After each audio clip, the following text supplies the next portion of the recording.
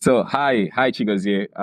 It's a pleasure to hey, it's a pleasure to catch up with you. On this episode, right? So we're in episode three, and we're talking to Chigozie of Afiari, right? So Afiari is you know what? I'm just going to let Chigozie tell us about himself. So please. Yeah, sure.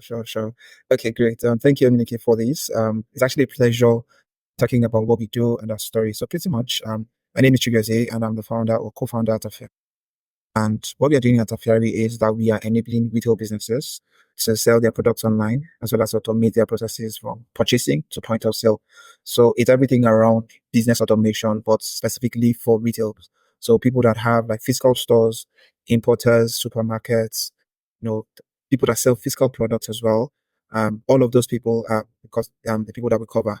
And by extension, because we are providing this software to them, we also enable them sell their products on our marketplace. So the goal is that they are able to like automate their processes and then sell beyond their physical location or scale beyond their physical location.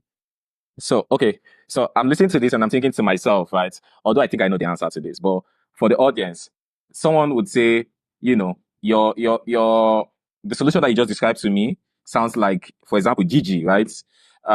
What makes what's the difference between you and a platform like Gigi that's classified? Okay. Okay. So it's actually quite interesting because a few times I've got this question. So the thing is, so Gigi is purely a marketplace and people can upload their products, but they do not handle anything around your deliveries. They do not even they just show you the product and then you can also promote those products on their platform and people who are interested will reach out to you and then you handle your business from there. But the thing with that is you do not have access into your store. It's pretty much anybody that just can sell you random items. Okay. And then the vendors that are selling there do not connect their stock information. So you don't know if the products are out of stock. You don't know if they're still available. People just do on demand with Gigi pretty much, right? So I can import some products now and then put them on Gigi. And after this batch, whatever happens next, I can do another cycle. Yeah. For us, we are doing it in such a way that it's more planned, right, for the businesses. So people can plan their process. So for example, I'm running a store in, say, Alaba International, where some of our customers are, and I get these products imported, I can record my inventory. I can track the purchase processes. I can engage with my suppliers with this application and also automatically be able to sync these things online. So if anybody is buying online, buying offline, I have Yeah. control. I know what is happening, right? And they also can say, so if these products are finished in my store right now, it's not going to be showing up on the online platform, right? Which is what some of these other places you will not be able to get that kind of convenience, especially as a business owner. Yeah, and then for the individuals that are also buying from them, sorry, just to add that, for the individuals buying from them as well, so you know that anytime you're buying an item, you know where the store is, you know who the person is selling it, you know if the products are available or not. So it's not just pushing up products on the website and then you can buy and you don't know if these products are there anymore. Yeah. So okay, so in my head, it's sounding like is anybody, for example, pardon my example, but anybody could now become operate at the scale of like a ShopRite, Yeah, right? Like a department, exactly. yeah, Anybody. with the same level of organization. Exactly. Wow. Exactly. So Yeah. quite So interesting. there's something that we even say, which is your business in a laptop, right? So pretty much even if you do not even have a physical store per se and you have your own physical products, you can sort of manage everything from your one laptop, right? Without necessarily even having the full scale of owning a store or something like that. So you can automate it, have a point of sale. You could even go and sell in a trade fair somewhere. And instead of you recording your sales manually, you just do the same thing a supermarket will do. Use your laptop, get a printer connected, sell on your laptop, and then issue receipts to them directly. So yeah. Awesome. So this is interesting, and it's leading me to think about my next question in terms of how did you find this opportunity? Like, what happened? Where did you stumble upon this? How did you get it? Crazy. Okay. Okay, so let me just start from the beginning, all right? So that's the real thing, right? So 2017, 2018, I started working at MTN Nigeria. So I got a job at MTN Nigeria as an administrator. Did not look like it now, but I'm going to say this information because it's going to connect somewhere, right? So as an administrator of the foundation, I would do things like purchase requisition, engaging with suppliers, you know, getting their payments sorted out, reconciling invoices, payments, tracking everything really, and then organizing the foundation as well, like creating all the documentation, reporting, and everything like that, right? And in 2021, I wanted to start a company. I felt like, yeah, I want to start something. I want to solve a problem, right? And that was born out of the fact that my mom actually owns a provision store, right? And at the time, I would drive her to my hotel to buy food items because she was selling yam, rice, all those type of things in bulk. So I would drive her there. We'd spend hours on the market. I was always frustrated by that journey. Okay. And I was like, is there no better way for people to actually buy these things without going by themselves? And that was when I started asking some of my colleagues then to say, how do you buy your items from the market today? And they're like, it's crazy. It's this, is that. If somebody can do that for them, that would be fantastic. Maybe there's something here, right? So I decided to, plunge into it. So I resigned from my job in late 2021 to start the company. Right. The first thing is, so before I left, I had some conversations with some people and they were like, yeah, if you want to start, please come and speak with me. I'm ready to fund anything. Ready to give you some money and all of those things. And you're a great guy. You're very talented. You're skilled. Like, we love you, that kind of stuff. So I said, okay, nice. Let me try it. So I took the risk and I plunged out. And then we started. In fact, we started with a WordPress website, actually, right? Which I built by myself. I just came up with a WordPress website. And then we started the journey. I now went back to those people and they were like, okay, so we started it. So how far? Let's start the money. The money. Like, yeah, but you've not built, like, you've not, like, do something, go ahead and try to do something. But it was crazy. I used to do think about the price of these things because I would buy from the market seller and then I would start putting my markup. Yeah. It makes sense. Yeah. And I would still not deliver it that same day. I have to deliver it the next day so that I can at least go and source for those products and be able to now provide it to the customer. But it was just very chaotic. It was stressful. It was crazy. It did not make sense to me because I was doing all of these things and people were still complaining and the cost was high. And, I could not get to the distributors because we did not have the money to actually offset the types of numbers that we were looking for. Uh-huh. So that was when we said, okay, what do we do? Should this thing die right now and let everybody go to their home? But I don't know how to die when I'm doing stuff. So pivoted, right? And pivot was, okay, we also went back to some customers and we're like, okay, can we connect them to supermarkets instead, right? So we said, okay, let's do a blend of the two. And we connected people to supermarkets. And this was early 2022. So we launched another product in 2022. This time, not a WordPress product, but actually something that I am my co-founder. My co-founder actually worked on together on the idea. So we launched that product in 2022 and went to the market. But this time around, we now discovered that people would buy stuff, but those things will no longer be available in the store when we get there. Right? So the rider will get to the store and they're like, this thing has finished. But because we only list product on the website, there was no way for us to know anything about what they were doing in their stores, right? So we went back to them, okay, let's integrate with your partner. Some of them had software, let's integrate with them. They were like, it's not possible because those solutions were built on Ethernet technology. So, these Ethernet cables that you connect local area network, right? So you connect it, and once you leave that location, you can't have access to your data. You don't know anything about what is happening because it's not internet enabled, but Ethernet. So those kind of things, you can't integrate them via APIs or anything like that. The ones that now had like internet enabled connections did not also have open APIs to connect to, right? So some of our customers now said, okay, why don't you guys just build this whole thing for us?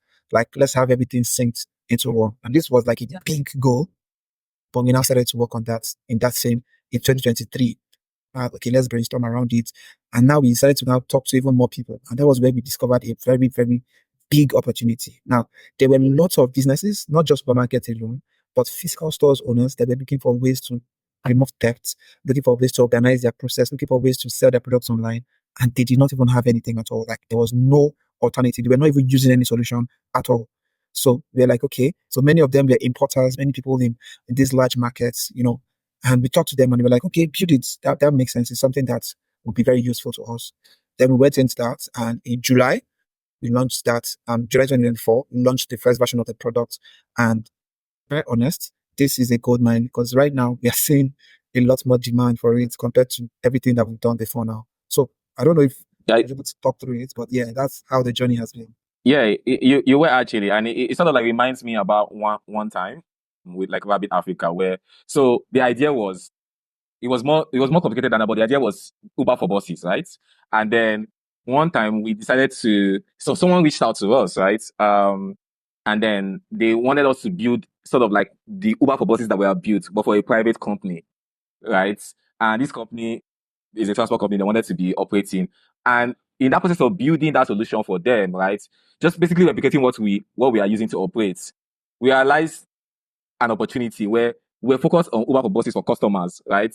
why we should be doing Uber for buses for businesses, right? It automatically, yes, it automatically became a SaaS play. So, it got me thinking about when you're speaking about your solution. That it happens sometimes like that, like how you stumble into an opportunity. It's not even what you thought about, like the idea you thought about. You sort of like Yeah. move your way through it, and then you just find a gold mine where you know that once we build this thing, once we launch it out, the people that will benefit from this thing, there's so many. And it leads me to my next question. Say, maybe has there been any time where there was an opportunity, unexpected opportunity that came to you, um, uh, like that helped your business, like, and how did you capture that opportunity, right? So, like for example, our own was these guys came to us, we didn't look for them, right? And then we built that team, and then someone in Ghana asked us whether we could provide this service to us, and we saw that, oh wait, in 1 month we're already having this sort of like opportunities, right? So, but in your case, what Yeah. what would that be? Okay, so we actually have this. We have a customer that. So she is an importer. She actually produces some cosmetic products, and she sells at trade fair in Lagos, right? So we had this customer, and apparently she just lost about 2 million naira to theft, right? So someone in her store, somehow the money got missing, and she could not connect anything. No, there was no way for her to trace anything that was happening at the time. And that was when she called on us, and she was like, guys, can you please help me understand what is happening in my business? Because she didn't even know what was happening. It has multiple stores within that market, but she didn't even know all her products. She didn't know where they were or anything at all, right? And we decided to, build for her. In fact, it was from her that we discovered that we could actually build this for many more businesses, to be very honest, right? So she paid for it, and we decided to build for her. And as we're building, we're talking with other people, and we're like, we need it. We need a solution, please.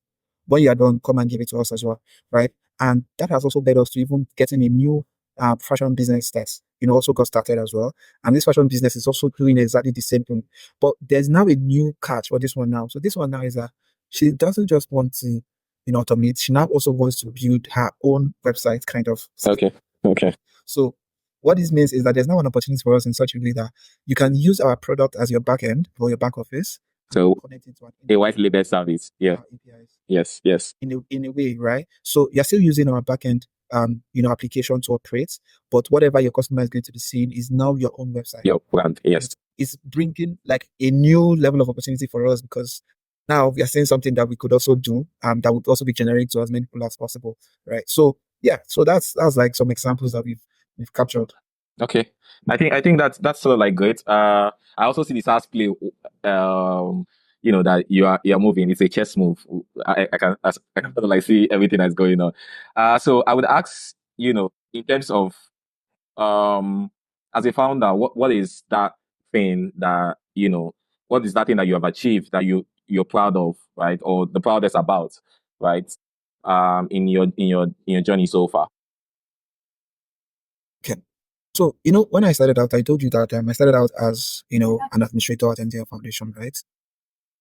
One thing that I did not imagine is how things can get connected eventually. So in order to build a retail solution, so first of all, what I'm very proud of is that we've been able to build out a full retail solution, right? And we did not do it in 6 months. We did not do it in 1 year. We did not do it in 2 years. We actually did it in 3 months, which is crazy. Like, did not even think that was possible. But yeah, so we're able to do that. But what I'm saying is why it's laudable for me is that when I was doing the job of an administrator, I said that we're doing things like invoicing, payment reconciliation, tracking suppliers' engagements, doing purchase requisitions, purchase orders, all of those things.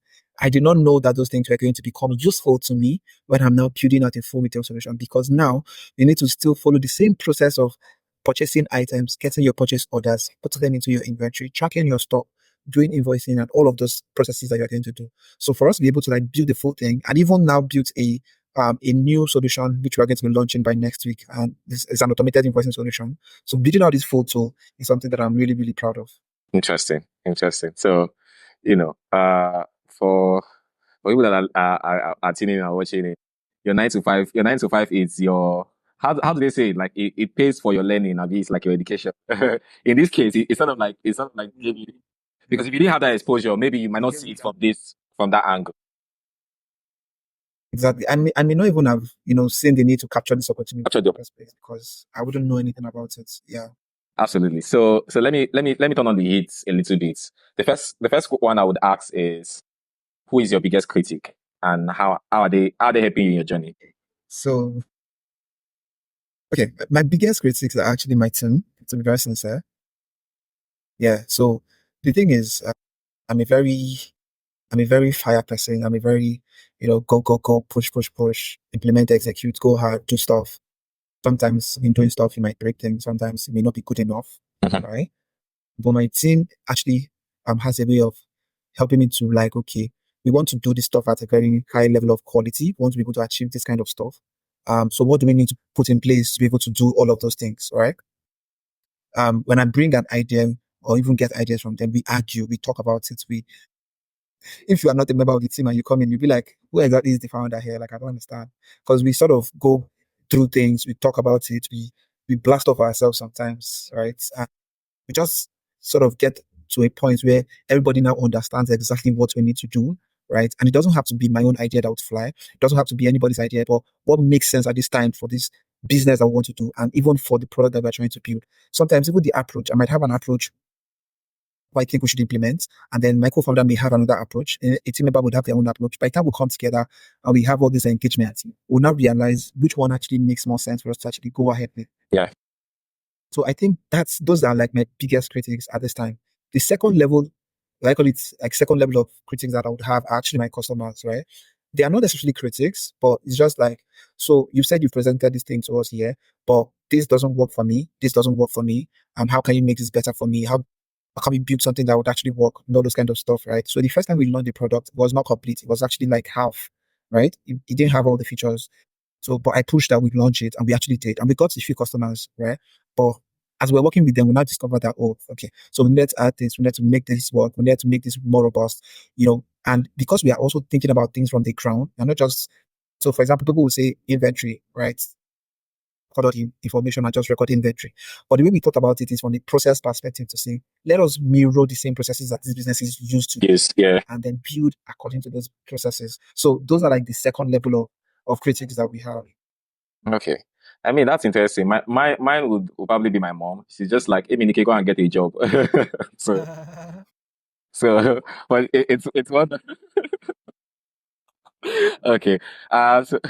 So yeah, like I said, getting more intense. I would ask you, what is that thing that almost killed the business? Like, what's that thing that at one point, I know that every founder faces this, regardless of all the story that they tell, and the we're in Canada, we raised $50 million.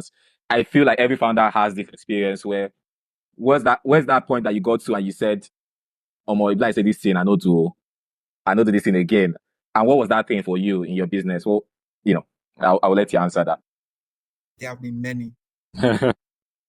Oh yeah, top two. It's not one. So Let's do top let two. me. So in 2021, you know how you you rush into something and then you jam electric shock as you're rushing out, right? It was exactly so. The truth is, I have a job, I get salaries, like sometimes travel for projects, I move around, I take flights, I do all of these things. You have a Stay in these respectable places, doing people job. res- respectable job, right? And everything was predictable in a way. Then I left, bro. For like the first 4, 5, 6 months, I was in shock, like entered a state of shock, right? Because I'm trying to find myself. What is happening? Where am Love I getting money from? What am I getting to? How am I going to? Like, so many things were happening, right? We needed to get a front-end engineer. The first 6 months, we could not get one because there was no money to pay money to anybody pay. Yeah. did engineering for us, right? The guy that we got at the time was working for us only Saturdays and Sundays. But even on Saturdays and Sundays, we worked 3 hours max.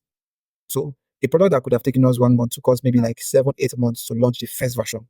So that first time of having that shock of like what's going on, this thing is crazy. I don't understand anything anymore. In fact, I did some very crazy things at the time. I'm not sure I want to say I won't talk about that yet, but like pulling out I took out my pension. I did like all the things that I thought, okay, wow, normally would not. not yeah. Yeah, that would not make sense because I was in shock. I did not know what was happening to me. Let me spotlight this for the viewers that will be viewing outside of Nigeria. MTN Nigeria is the biggest telco company in Nigeria, in fact, sub-Saharan Africa. So they need to understand what you were leaving behind, right? That you left that Yeah. to go and start from ground zero. So please, sorry, go on. I just needed to tell other viewers. Just to even add to that, right? So one of my execs, because I used to work with execs as an administrator, you'd have access to like top guys at the organization. So he actually sat me down and we had this very heart-to-heart conversation. And it's like, guy, you sure? Are you sure? Like, you know, this whole thing. So I did not understand any of those things. In my mind, I was like, how bad can it be? That can't be bad. It can't be that bad. Don't worry, I'll figure it out. And it was just crazy. So that first 6 months was when we were supposed to die because I did not understand anything that was happening. And I was just trying to find my way around. So what I would do then is I would take my Sienna, I would drive around Lagos, pick up people for transportation, do Yanoworo to islands. Like I was just doing all kinds of things, right? I had someone that would even, she was in Abuja at the time and she couldn't come to Lagos. She would need me to help her go to Idumota. So I would go to Idumota to go and look for products that she wanted to buy. Yeah. Products, send it to her. She'll pay me some money. I'm telling you, all of these things are like some rugged stuff I did just so that I could just keep this thing going. Yeah. And the time that this thing was not supposed to actually die, the real time that it was supposed to die was when, because my co-founder is actually a very core backend person, right? So he does infrastructure, system architecture, and he writes C#. He doesn't use Microsoft, he doesn't use Google Chrome, he uses Edge. That's his default browser. Okay. His laptop is Surface Pro. He doesn't use MacBook, he uses Surface Pro. So like he's a Microsoft person, right? And it just made sense that we use Microsoft Azure for our infrastructure. So when we put our product on Microsoft Azure, I did not even know that the money was going to be quite big at the time. Yeah. Our first invoice, and it was about, say, $500 to $600. Bro, where are we going to get the money from? Where to get that money for? Yeah, and our system, it was locked in already, right? And I was like, guy, what do we do? And it was looking like, okay, this is going to kill us because there was no money. And as at that time, we didn't even know that. It's not like we didn't know, but we didn't think about moving out to like another service provider. Let me also spotlight this again for the viewers that are listening outside. $600 might seem like small money, but in Nigeria, that's about almost ₦1 million in Nigerian money. So it's quite a lot for. As at that time, it was more than that. Okay. So please go. Our currency was still, yeah. So yeah, we got to that point and we're just stuck. We're like, what exactly is going to happen? I need to think. I went out and in my head I was like, I've seen something about some Microsoft program for startups, right? Was not they were not doing it in Nigeria at this time, really, right? So I went online, I checked for it, I saw it. It's a Microsoft for startups program, and I was like, okay, this is interesting. But they were not serving Nigerian markets. So, and good thing is we had also incorporated in the US, right? So what we now did was I just applied. I did not care because there was no other option. I just applied. I'm a Nigerian founder in Nigeria, but we have a company over in the US, filled out the information, put our website details and everything. And after like 1 week or so, we got back feedback from them and they approved the first one and they gave us $5,000. Okay. And I was like, okay. So, that point was like the turning point for us. Like it was a turning point because it gave us the opportunity to actually experiment because we're now not going to pay for like in the next 2 to 3 years. It just expired again, by the way, right? And they're still at another position now, but I mean, it's much better than then. So that time was when this thing would have really ended because we didn't know what to do. But we still thought about, okay, what other ways can we actually solve this problem? And we found program applied, got in, and that gave us like another 2 years to keep moving. Okay, great. I mean that's a lot to pack to pack it. But yeah, I get it. I would also ask this. It's sort of like a follow-on question. What is that thing that you underestimated, like in your business? I will give you an example. One, I underestimated a lot of things. I also need to say that I started when I was 23, so I did not have too much sense. There was no sense. But but one thing for example, one for me was, so we're based in Abuja. I packed my bags and I came to Lagos because Lagos was where everything is happening. Lagos is the economic capital of Nigeria. I did not even have a place to stay. I spoke to somebody, the person asked me, I thought I would be able to stay. 2 months later, I was homeless. I was running a startup. I was going out to pitch. I was homeless. So this is something I'm not saying out loud. But yeah. So that was one thing I underestimated, like in terms of like a business. I would also say in the business decisions I made too, there were some businesses some poor decisions I made. But in your own decision, what's something that you underestimated and the reality of business, hits you?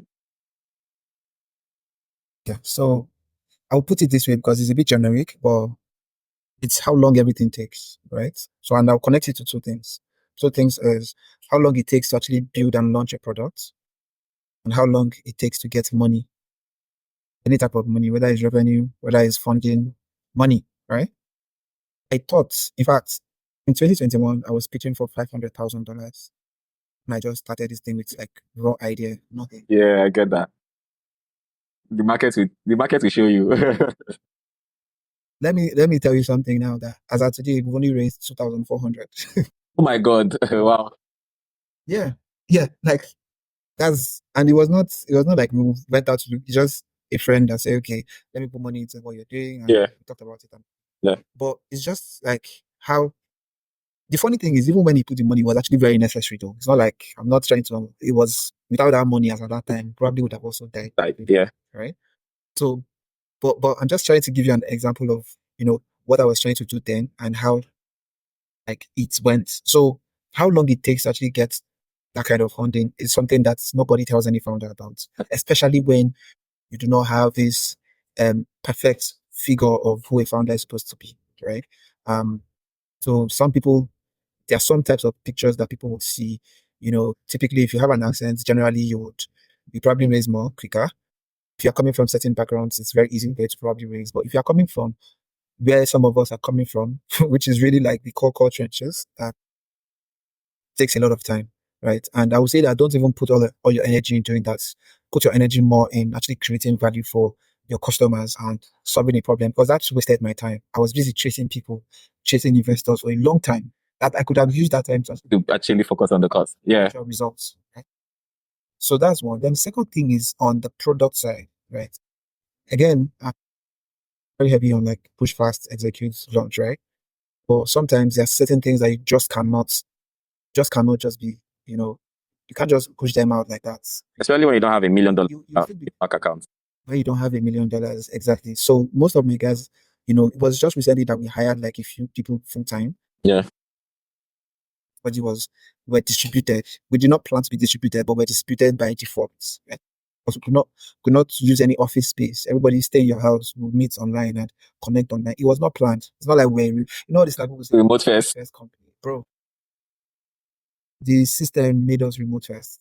We did not plan it like that, right? So, but at the end of the day, it's just to see that sometimes it will take some time to actually get this product out. And you may not imagine that this is how long it will take, but yes, sometimes it takes that long, right? And it's not just about when you launch it, it's also about getting to that product market fit. Uh-huh. Because sometimes you launch a product and then the market is saying, okay, it's not there yet. You need to do this, you need to do that, you need to get this, right? Making those changes, getting those feedback and iterating it and iterating your process to incorporate those into your product and keep on, tweaking it until you get there is also something that, can take you some time. When I say time, it's not about taking you 2 years. Even if it takes you 3 months, right? You might have imagined that it would have taken you just 2 weeks or 3 weeks, and now it's going to take you 3 months, right? So I think those two things are things that I did not really imagine that this is how these things will play, but eventually, yeah, that's how it went. I mean, the market always shows you, the market always shows you what you need to know. Nowadays, I consult for startups, right? So there's a current startup that I'm consulting for. I'm not going to give too much information, but these guys, so the founder has a lot of experience. In fact, the founder has experience in machine learning, right? This is great. This is funny. And we're discussing and we're having conversations, and in terms of the business structure and the business model, I'm telling him I had to sit him down to say, no, this is first off, I get why the product, I know why you're product focused, but and I know that you putting a lot of emphasis on raising money. It is fine. I'm not gonna say anything, but you need to start figuring out what your revenue is from day one now than so much on building. You have money, you want to build this, you want to build this, but figure out revenue. Figure out 1 naira gets 2 naira now, and that's what I'm helping him to do, to build a sustainable revenue model. It might not kick in now, but you already know how that will work out, right? And I feel like this is leading me to my next question in terms of from your own experience, right? What is the mistake that you see new founders make right? Now you're spoken about your own experience, right? What is that thing that you see common in today's startup world where you see a lot of founders, make, and this is not even only exclusive to founders that have not raised money or have not had money. This is also to founders that are shiny, but you on your own side, you have a couple of years of experience. You can see that, this guy, like this thing when they do, you go meet him for front. So what is it for you? Yeah, exactly. Okay, so the thing is, so I'll share a few things on this because this is actually very important. So the first thing is, I know a startup that failed before they launched, right? Like the startup literally died before they actually launched. What happened? They were building for 2 years and they entered scope creep. So they were building and the founder was like, no, this thing is not complete. Yeah, the business, yeah. They never launched, right? So the first thing I would say is that is a very big mistake. Trying to build everything or trying to do everything all at once is a very big mistake. I would say there's a reason the concept of minimum viable product is actually very popular. Apply it, right? And a minimum viable product, depending on your type of, if it's a core software product, yes, build the software and push it out, but build something that is functional that a user can use and they will complete a cycle of process, right? With that software that you have built, but not trying to do all the add-ons. You want to put dark change the shapes of buttons. You want, do the basic thing that is functional to the user that they can actually use to complete whatever problem you have found that you need to help them solve. That's one. If it is not a core software product, find other ways to actually validate that idea, right? It could be, operating it offline for a bit, especially if you are doing all these service businesses, because a lot of startups in Africa are actually tech enabled. They're not Yes. tech, right? Yeah. If your product is a tech enabled service and not a core tech product, then find a way to do that thing offline. Find a way to build a community around what you're trying to do, even before you build the product. You know why? And what you do is you build experience around the process, you build experience about what you want to do for them, you build that relationship already. So that by the time you have the tech solution out, it's very easy for them to transfer, and also very easy for them to actually understand what you have done because you have modeled the thing that you have tried to do offline. Okay, that's another thing. Then the other thing I would say, and that I see a lot of founders do now, is when you are not focused, right? You are trying to do different things at the same time. Obviously, it's a recipe for failure, especially when you're just starting out, right? So for some of us now, for example, yes, I've built the capacity, I've built the strength to be able to like carry multiple products. But if you're just starting out and this is your fresh one, Yeah. doing that is a mistake. It's not going to help. It's going to actually crumble you. And then lastly is deferring how fast you can collect money from your customer. Like you are trying to be nice. You're trying to be nice to your customers. Oh, if I pay them for money now, they'll feel bad. Oh, this I thing love I'm it. just building it. I don't just pay for it. That's a good one, yeah. Bro, like the point Let them is, pay. yeah, don't push it. Don't push Yeah. it. You say, okay, want to do freemium. The truth is, you know that your freemium is not because it's a strategy. It's because you are afraid. Yeah. That's why a lot of people that do freemium here, it's not a strategy. It's not like, okay, maybe we want to do it because this is our business strategy. Many people do it out of fear of, will people actually be able to pay for this thing, right? So, and it doesn't matter. It could even be a small amount of money and you increase it from there onwards, but charge money for what you are providing, right? It Yeah. could also be like a free product, but there's a way you are making money off it, right? Maybe you are providing it free, but you are getting transaction fees. That's something, right? If it is a SaaS software, charge for the SaaS, right? And especially if you are working in this market, try not to do monthly subscription. This one is like my own direct advice to you.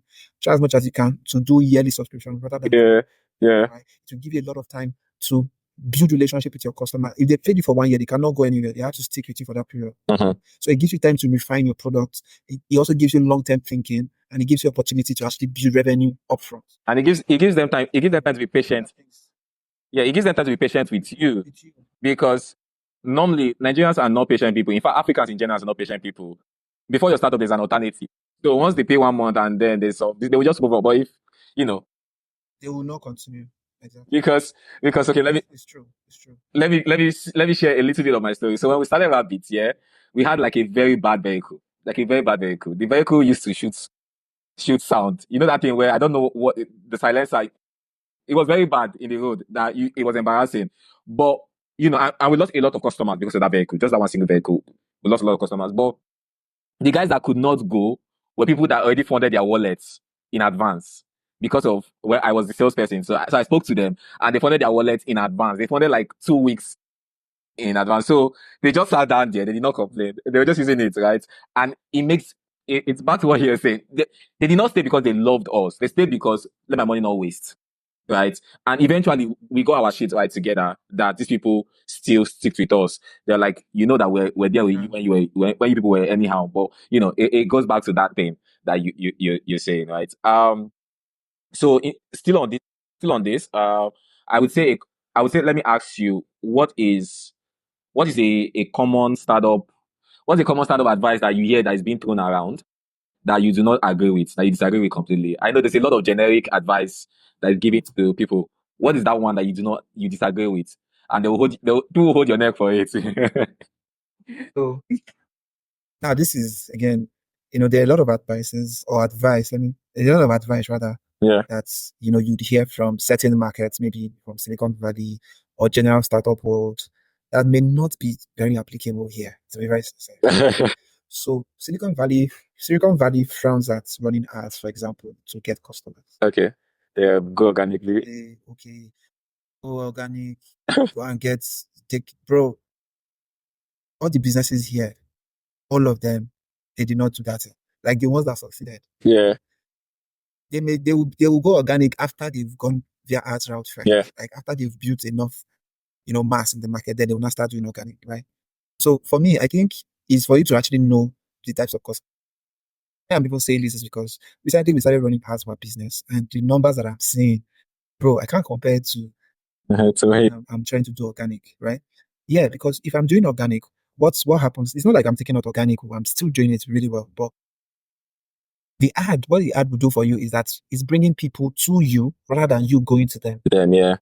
If I'm the one trying to sell you something as the first point of contact, the level of resistance is higher compared to when you are the one asking me to Asking, sell. sell, yeah, yeah, It doesn't mean you will buy.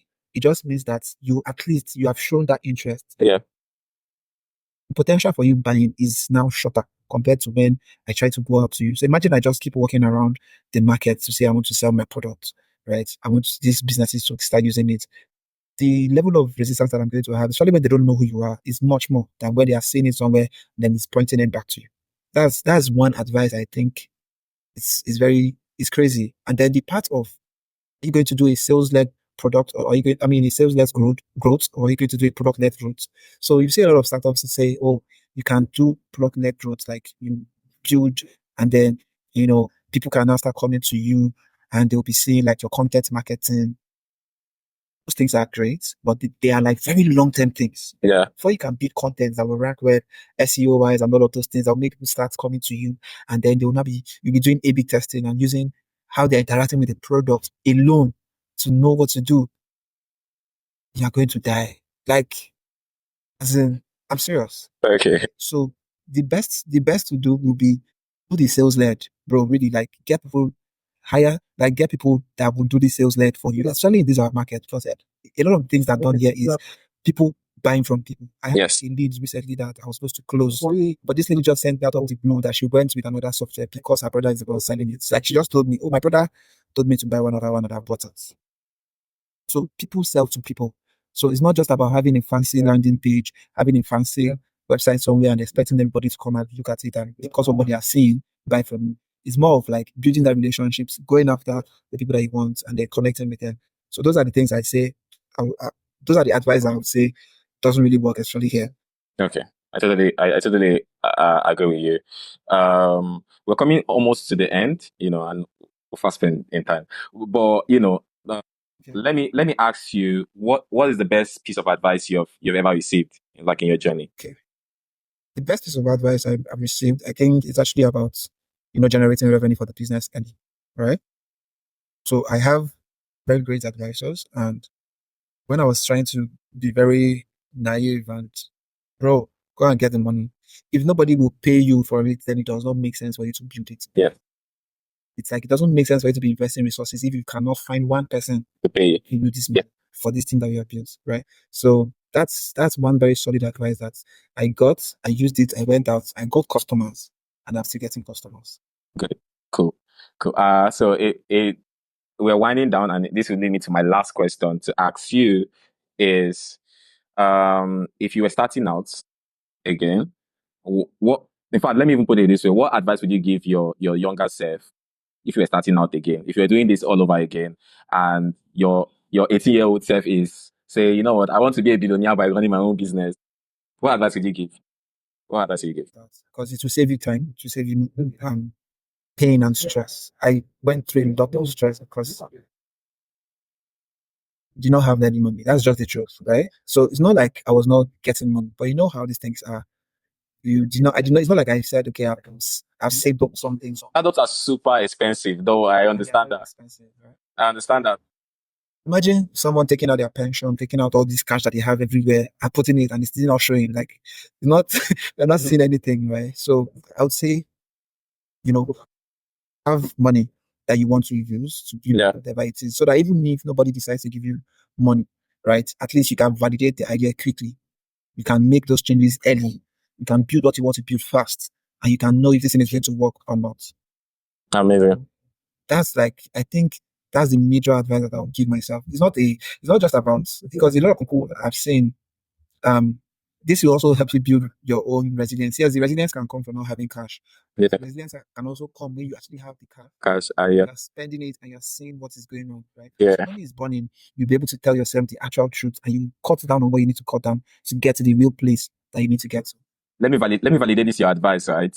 So when I told you I left Abuja to Lagos. Before I was leaving, I begged my mom for money. I said, because we were pretty close. I said, give me money, let me go and do this thing I want to do. I was begging her for 300,000. My mom did not send me, right? Typical African mom, typical Igbo mom, she did not send me. So I packed my things, came here. I quickly realized that 300,000 would have finished in 2 weeks.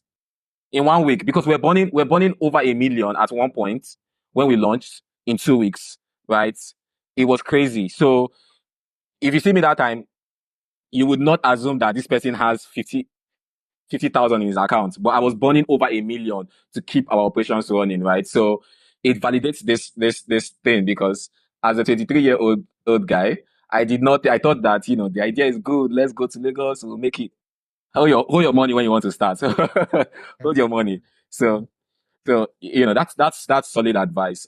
Thank you very much, Chigozie, for sharing your story with us.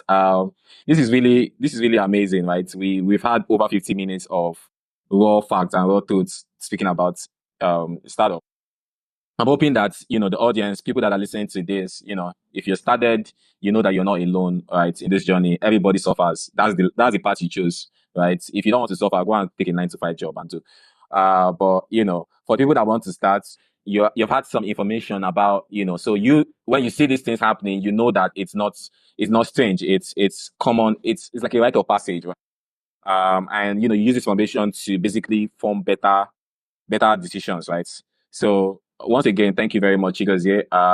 We've come to the end of this episode, and we are wishing you the very best. We're wishing you more customers. We're entering into December, right?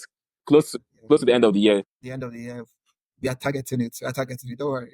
For viewers that do not understand what we're talking about, so December is our Christmas, right? It's the time of the season where a lot of sales happen, and being in the retail space, it means that a lot of business for them, right? We're really waiting for your business, and we're hoping to catch up with you, soon, and then hear the big news that comes with it. Yeah, sure. There's actually big news coming. So all right, I hope I'm among the people that would be the first.